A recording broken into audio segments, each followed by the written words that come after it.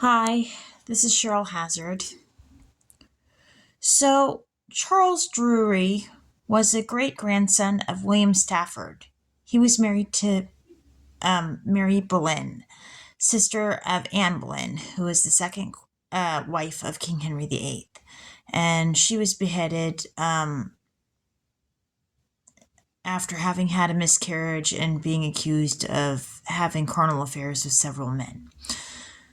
And one of the tarot readings was implying that I was Anne Boleyn in a past life, and that the person who had me killed in the past life is out to get me in this one. Well, I may as well give him something. Whoever it is, I'm going to have to make it worth it in this one to come after me, I guess. So Roberta Drury was a Tops grocery store shooting victim.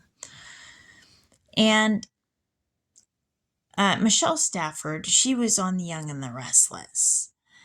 Or she is still on The Young and the Restless, rather. But there's a character named there was a woman on there named Meredith Baxter who was in Little Women 1978. And Quig Baxter was in...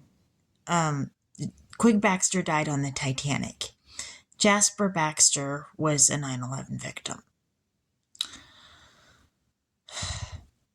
But, see, the family history of the Tudors gets complicated.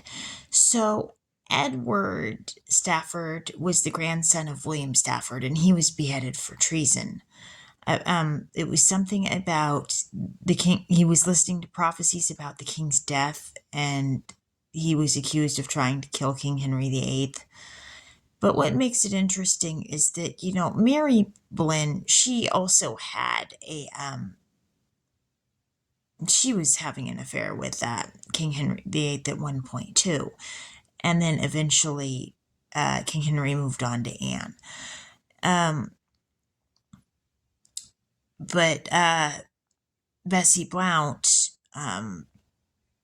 was having an affair with King Henry VIII for 5 years before he moved on to Mary, and had an illegitimate son, Henry Fitzroy.